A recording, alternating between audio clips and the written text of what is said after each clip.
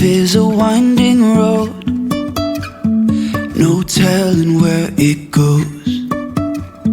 Driving through days and nights, won't stop for traffic light. Welcome back, Soul Tribe.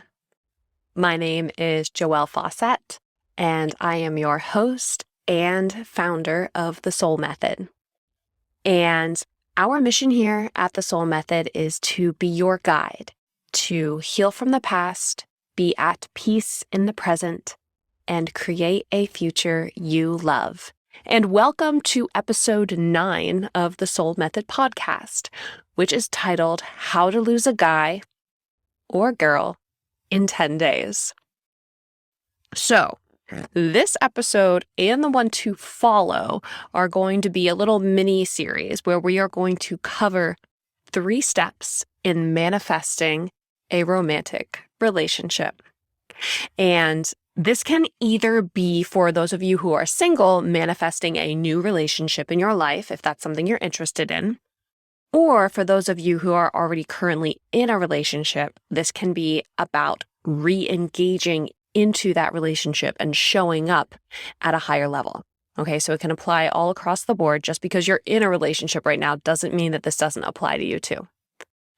And these 3 steps that we are going to cover in the next 2 episodes are actually the same steps that my coach walked me through when I was manifesting the current relationship that I have with Joe, who is my boyfriend. And I'll be honest, like I always am, this relationship is unlike any other relationship I have ever been in, ever. And I'm very confident in saying that it is absolutely perfect for me. And it's not because he's perfect or because I'm perfect, but it's because of the way we are both intentionally co-creating that relationship. And that is what I'm excited to share with you in the next 2 episodes. So, let's dive in. Now, I'm sure many of you have seen the movie How to Lose a Guy in 10 Days, but if you haven't, we're going to recap a little bit. So it is a romantic comedy, a good old rom-com, where the lady lead is played by Kate Hudson. And in this movie, she meets the male lead, played by Matthew McConaughey. And the minute they commit to being in a relationship, she tries to get him to break up with her in 10 days by doing a bunch of crazy things because of an article she's trying to write for her job, where at the same time, the part played by McConaughey has a bet going on in the background with his coworkers. And his bet is that he can get a girl to fall in love with him in 10 days. Now, whether you enjoyed watching this movie or you have seen it is completely irrelevant. The reason I bring it up is because the reason we find it funny is because we can relate. We relate to the crazy, we relate to the dumb bets, and we also relate to the way our personalities tend to change the moment we say yes to a relationship. Now, more often than not, when I'm coaching, I hear people that I'm working with who are single say something along the lines of that they want to be in a relationship or they want a partner, but they hate dating. Or like this dichotomy of, I want the benefits of being in a relationship, but none of the responsibility. I don't know if this sounds familiar to you or if these words have actually ever come out of your mouth, where it's like, well, I want a girl or I want a guy, but I don't like dating. So now, before I started doing this work, I absolutely experienced this in my own life. In my 20s, I always felt desperate to be in a relationship. But the moment I got 2 or 3 months into a relationship, a part of me felt miserable. When we would first start a relationship, it would be exciting and new. We all can relate to going through that honeymoon phase of, 3, 4, 5 months of this excitement as your life changes, as you're developing a relationship with this person. But then something would happen. And every time I felt like I would lose myself. It felt impossible for me to maintain my own sense of self and be in a romantic relationship. The longer I was in that relationship, the more I would begin to sense freedom on the other side of it. And it really felt like an impossible spiral to me. And it wasn't until I started doing this work that I started to be able to unravel this mess and make sense of what was going on. So, that being said, let me ask you a question. Is the person you are in a relationship different than the person you are when you are single? Is that person different? Do you show up differently based on your relationship status? Now, I don't mean if you do different things, okay? Because of course we make different choices based on whether or not we are single or in a committed relationship. Like, for example, hopefully if you're in a, for example, if you're in a committed relationship, we aren't, out like hitting on other people at a bar, right? We make different choices based on that commitment. However, we're going back a layer, and it's not about what we do, it's how we're showing up. What are you bringing to the table? So I see this happen a lot in relationships where guy meets girl or girl meets guy or guy meets guy and girl meets girl, and they start a relationship. And then suddenly one party completely changes. It's like a Jekyll and Hyde situation. Just, in the 21st century. And it's like, where did the other person go? Because most of the time, the person your partner met is the person that they fell in love with, not the person you became once you said yes to the relationship. Now, whether or not we are aware of it, most of us have belief systems about who we must show up as when we get into a relationship with another person. These belief systems are most often based around fears that we have about ourselves.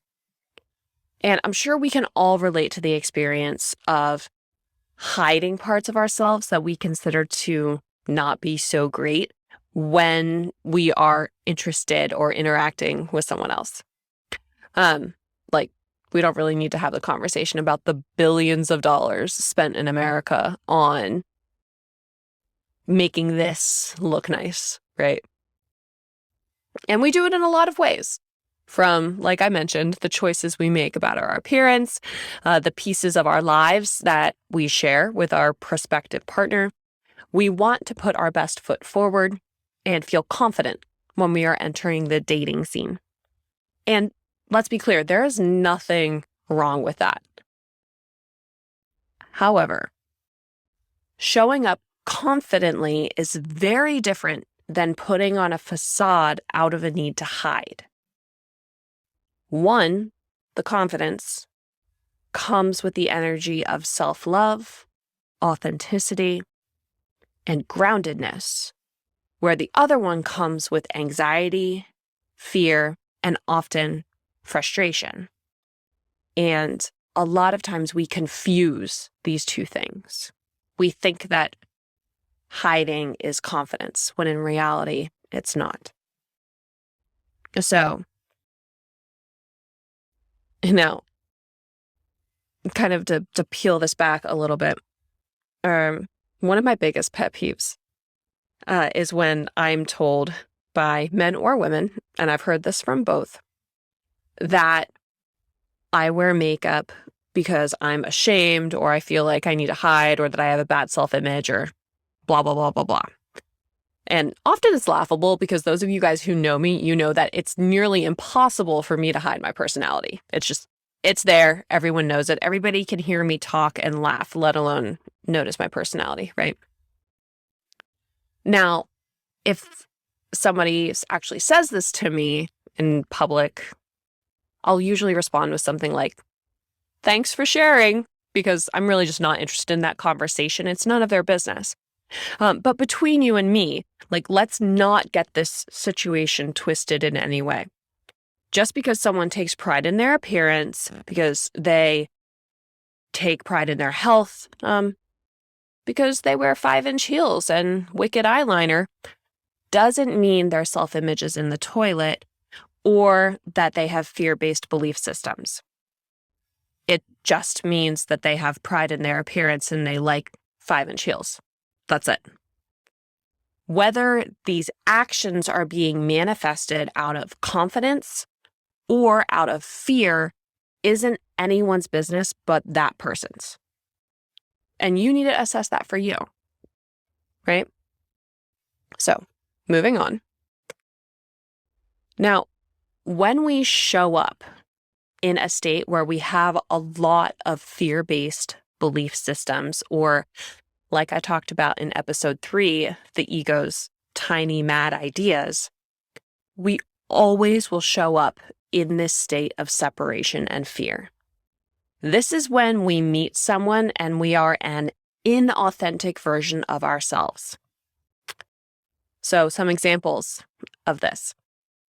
We meet someone, we're interested in them, and we have a fear-based belief system. So we do things like saying we like something when we really don't. Laughing at jokes we don't think are funny.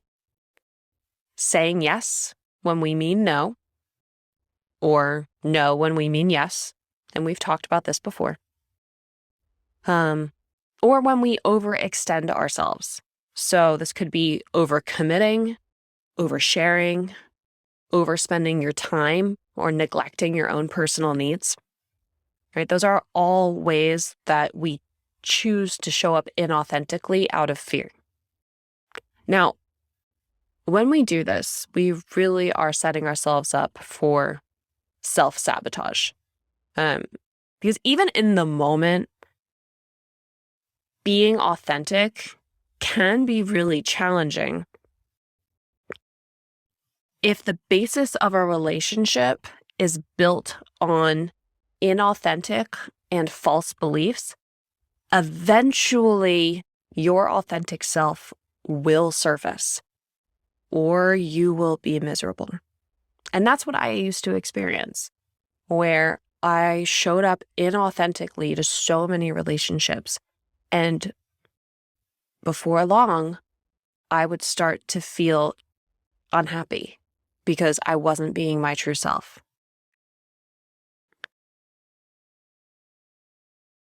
Now, after I made a lot of these mistakes, for the majority of my adult life, I was really determined to create a different relationship with Joe.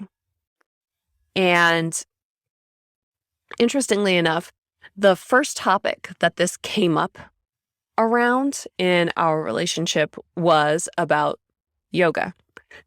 So for those of you who know me, you know that I love yoga. It's something that I do very regularly. I'm a certified teacher.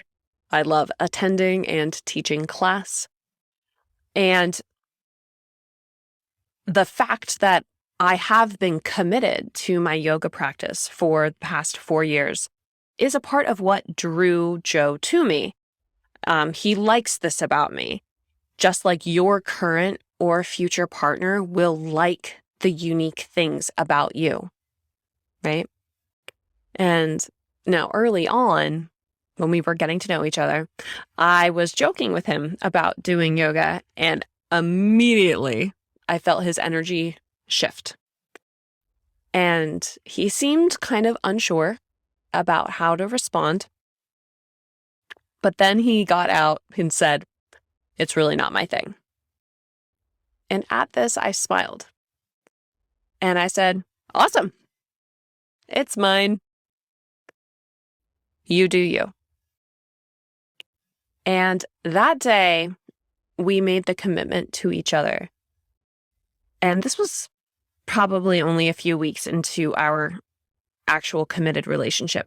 But we made this commitment where we would never say yes when we meant no, or no when we meant yes. And we would always be honest with the other person. And then on the other end, the other person would be committed to not taking the honesty personally. So this is one of the best things that we have ever done for our relationship. And today we often will tell each other, "You do you," in these situations. And it is a constant reminder to the other person that we are a safe space for each other to show up honestly and authentically. And now I have to be clear. Would have I been able to respond this way to his "I don't do yoga" statement prior to doing this work? Definitely not. I would have absolutely taken it personally, made it all about me, and also made it mean a million things. Like, he doesn't really like me. Why can't he be interested in something that's important to me? Why can't he just try it? Etc., etc., etc. And it probably would have actually shaken my own love of yoga. And I would have pulled away from yoga because he didn't like it. And then probably resented him for it later. Can anyone relate to this? Now, did Joe ever ask me to do any of that or say any of those things? No. But that is exactly what I would have made it mean, and what I would have done because I took it personally, and ta-da! I would have recreated another codependent relationship. So, you want to lose a guy or girl in 10 days? Start a relationship off with a fresh dose of, "I'm going to make everything you say mean something else about me." Add a little, "I need you to act a certain way to validate me." And then top it off with, "I'm not going to be honest and authentic with you because I can't even be with myself, so I need you to read my mind every day." Oh boy. Now, I am being facetious here to keep it light and to make this information digestible for everybody. And when I put it this way, I'm sure we all look at it and think, that's insane. Why would anyone ever choose to be in a relationship like that? But we do it every day. In fact, often we feel like this way of being in a relationship is far safer than cultivating relationships in an authentic way. Because the first step of cultivating an authentic relationship is, spoiler alert, we have to deal with ourselves. So I know for those of you who have listened to the podcast from step one, I'm probably sounding like a broken record at this point, but you might as well just get used to it. A lot of this work is always going to go back to dealing with your own emotional state. And when I first started working with my coach to manifest a healthy relationship, this is the first thing that we did. And I'll tell you right now, it is impossible to move on to any of the other steps of this process until you do this. The purpose behind this is to uncover all of your fear-based beliefs or tiny mad ideas, as well as enable you to be with yourself and give yourself all the things that in the past you needed your partner to give to you. Now, I know this is one of those things that I talk about that can be kind of hard to understand in theory, so I'm going to give you some concrete examples. I want you to think back to the last time you stepped out of alignment, either in your current relationship or, if you're single, in the most recent relationship that you were in. Now, when I say stepped out of alignment, I mean the moment where you chose to show up inauthentically, where you didn't speak up, you said yes when you should have said no, or vice versa, or maybe when you were consumed with frustration or anxiety. Those are always two really big clues. The moment you're frustrated or have a lot of anxiety going on is the moment you're putting your power outside of yourself. Now, underneath of these moments, there are core fear-based beliefs that are driving the car. We want to identify these so we can process through them, so we can deal with them. And when we're able to do this, then we are able to show up authentically. But until we process through these, they are always going to be driving the car. Okay. So here are some of the most common fear-based belief systems around relationships that I've heard over the past while of coaching. If I do X, for me, it would have been like, if I do yoga, then I'll be rejected. This tiny mad idea is going back to the belief system of I am unlovable. That if I show up as my most authentic self, if I show up full of the things that I enjoy, you won't love me. For someone who is constantly saying yes when they mean no, I'll often ask that person why they can't have a voice in relationships. Why aren't you worthy? If someone comes to me and says they dislike dating because of the drama, I'll ask them why they're constantly choosing partners who bring drama into their lives. That's always a choice. For someone who wants to say yes, but feels like they can't, well, that one's pretty simple. What will happen if you say yes? What are you afraid of? Most often, underneath of that is a tiny mad idea that to be a good or a responsible person means that you have to suffer through life. And us good old Westerners with our commitment to Anglo-Saxon suffering, it's a hard one to break. Another example is someone who gets in a relationship and they'll tell me that the spark is gone. They know after a year, there's no spiciness, there's no flirting, there's no sexual energy anymore. A lot of times it comes down to a belief that you need to parent the other person in a relationship. That the moment you get into a relationship, you need to become the other person's mother or father. And I'll be blunt with you guys, the most unsexy thing in the world is to become the other person's mommy or daddy.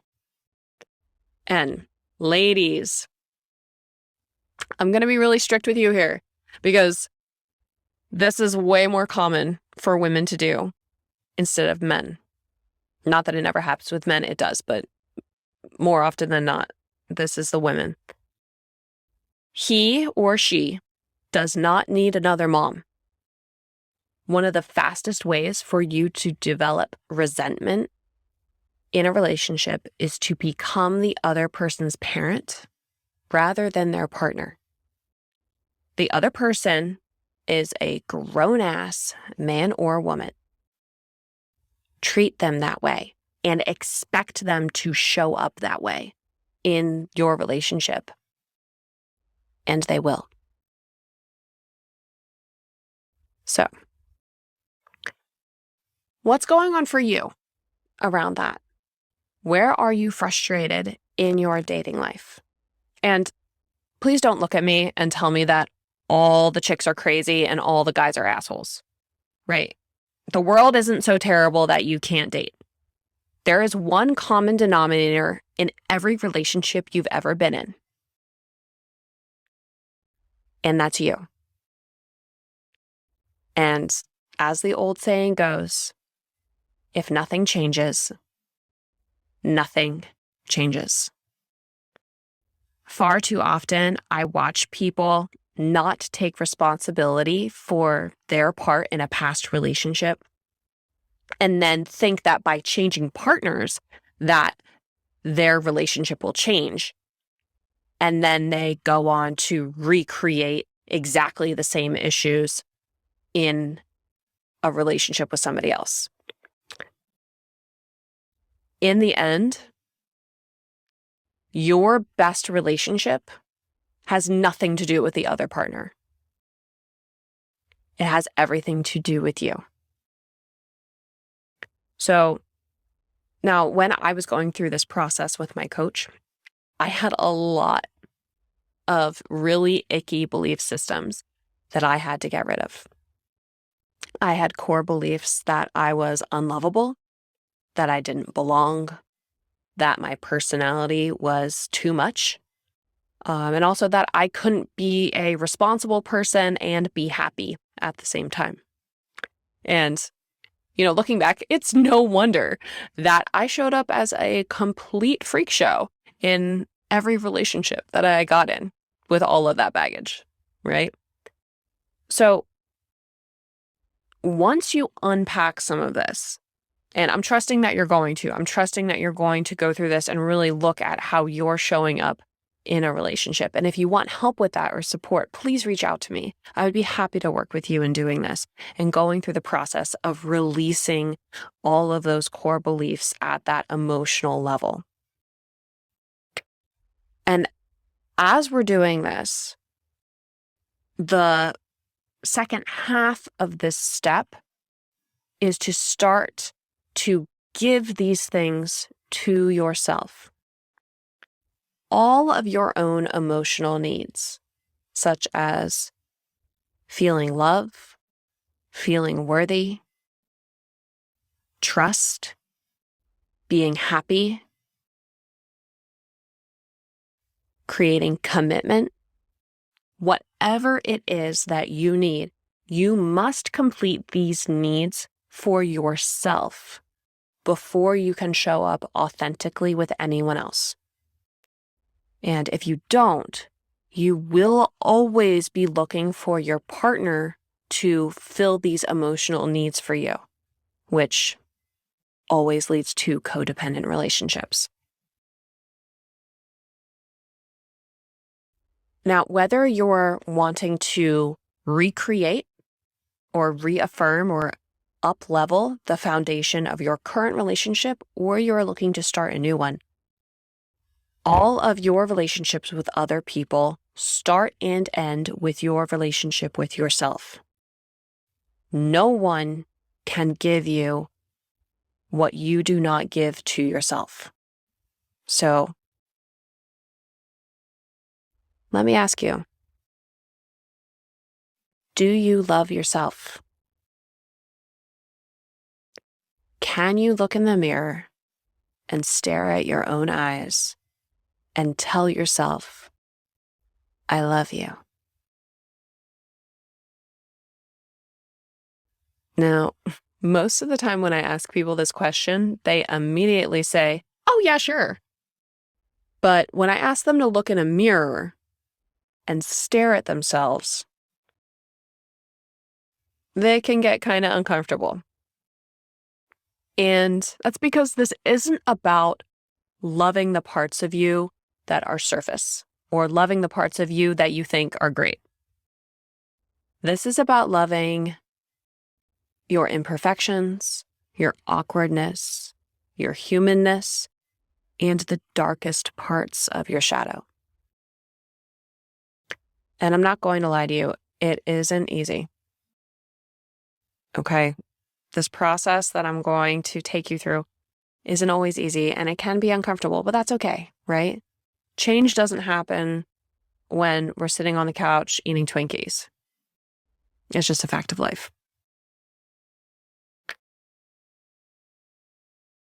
So most of the time, the first time someone does this exercise that I'll describe, the mirror exercise, and I experienced this too. I experienced a lot of resistance because your ego is going to get involved very quickly. That voice in your head is going to tell you all the reasons why you shouldn't do this. It's going to tell you it's silly, you don't have the time, you don't really need to look in the mirror. The rear view mirror in your car will do just fine.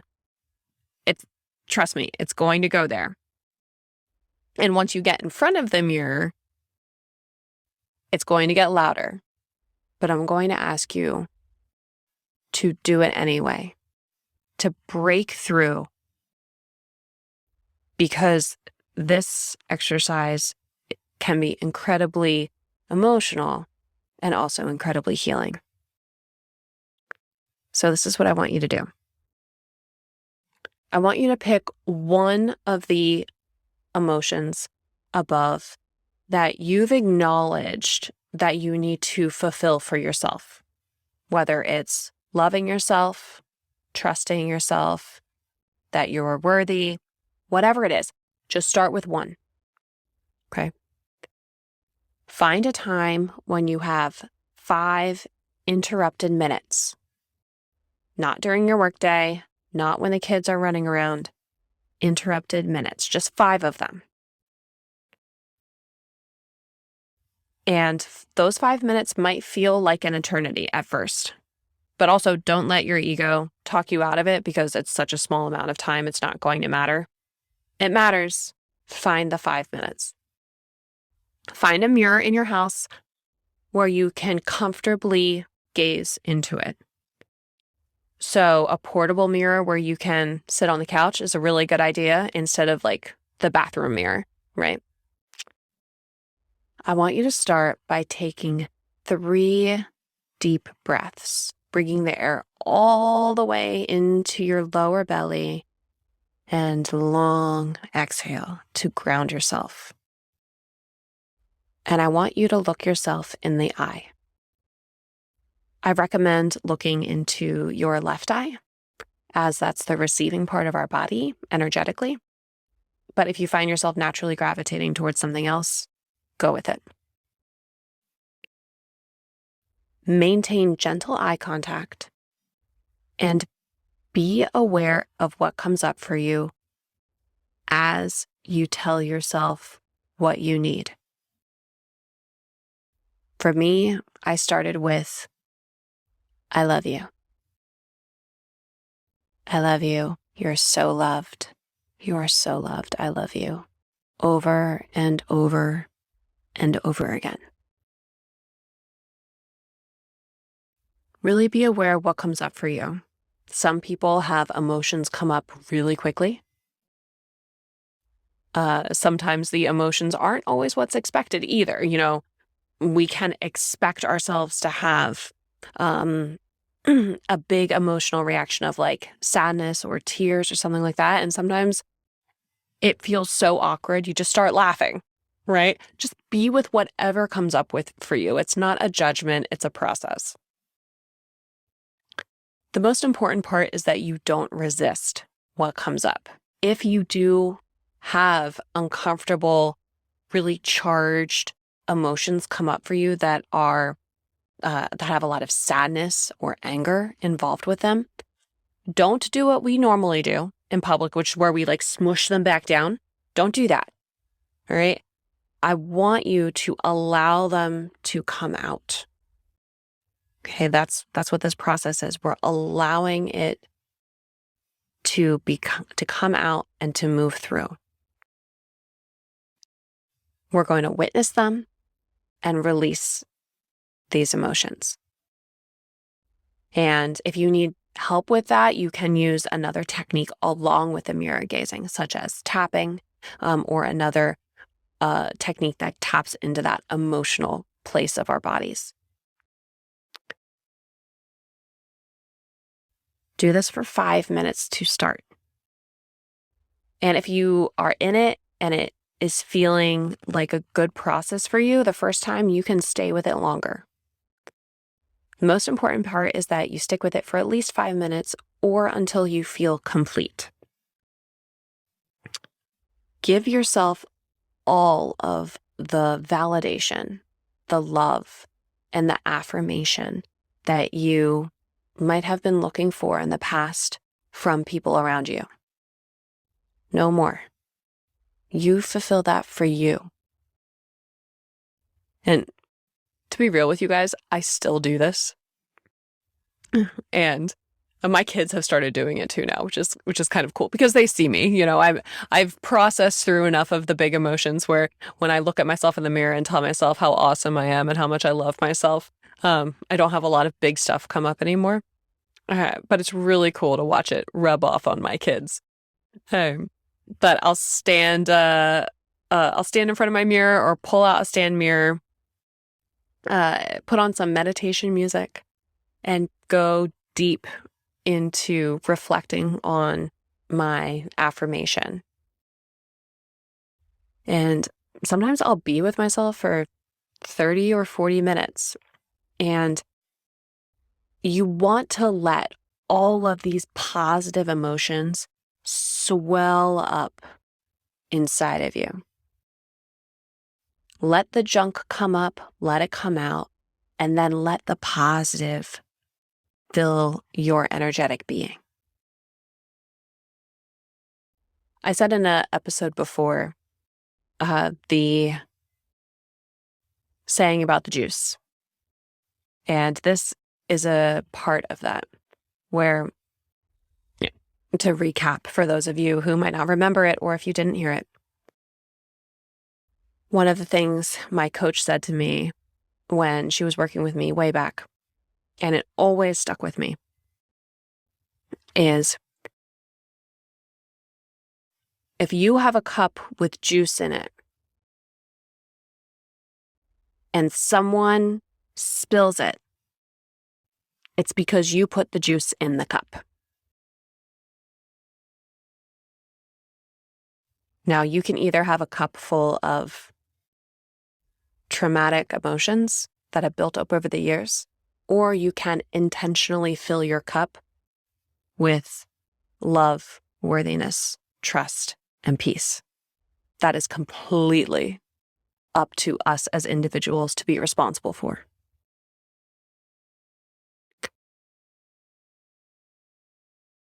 Now, is this process a little weird? Yeah, maybe it is. Do I really care? No. Because at the end of the day, for me, I am so full of love and trust for myself that everyone else around me is free to show up exactly as their authentic selves because I don't need anything emotionally from them.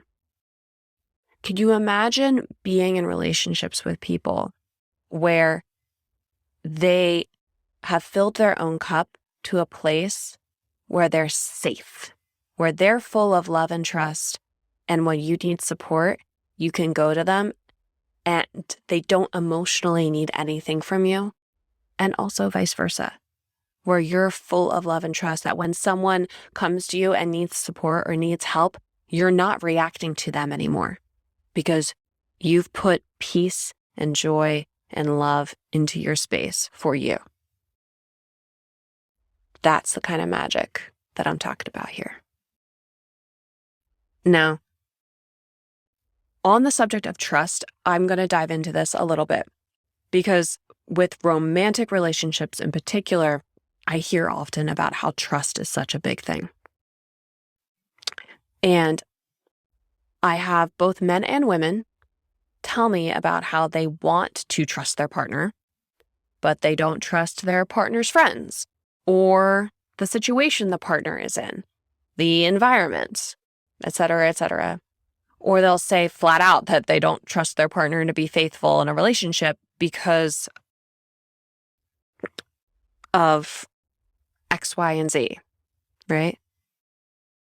So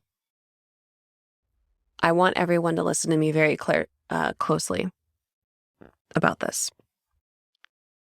Trusting another person has nothing to do with the other person. It has everything to do with you. I'm going to say that again. Trusting another person has nothing to do with the other person. It has everything to do with you. When you're in a place where you completely trust yourself, you will always be able to trust people around you. Not because their actions are always going to be perfect, but because you will always trust your ability to handle a situation and show up authentically for you. Anytime we don't trust somebody else, it's because underneath of that, we aren't able to not take another person's actions and make them about us. What we call a lack of trust or trust in general in a relationship often tends to be another word for codependency. For example, ladies and gentlemen who are in a relationship might say, I don't trust the situation. When they say that, that could really mean something along the lines of, I need you to not have friends who are of this specific gender because that makes me uncomfortable, and I don't trust my ability not to make your interaction with anyone else of that gender not about me, my worthiness, or my ability to be loved. I'm really hoping that's making sense. Because at the end of the day, when we trust ourselves completely, because we are authentic, we can walk into any situation and trust our ability to handle it, to show up for ourselves authentically. And so this is definitely one of the things that I think completely wigged Joe out for a bit when we first got together, because I had zero expectation for him to not have guys and girls be his friends. And I've also done a lot of work on trusting myself every step of the way. Now, are there choices of engagement that work for relationships and ways that don't? Yes, absolutely. And I don't really believe in the idea of appropriate behavior as an across the board thing. Because, let's be real, we define appropriate behavior a million different ways between the nudist swinger commune and the Catholic Church, right? But what I do believe is that you must define that for your authentic self, not your codependent self. You choose what's in alignment for you. And then what is in alignment for you and your partner in relationship. For some people, this looks more like the swinger nudist commune. For other people, it looks more like the Catholic Church. It doesn't matter where you fall on what appropriate engagement with other people when you're in a relationship looks like. It just is important that you're grounded in what you choose. Okay.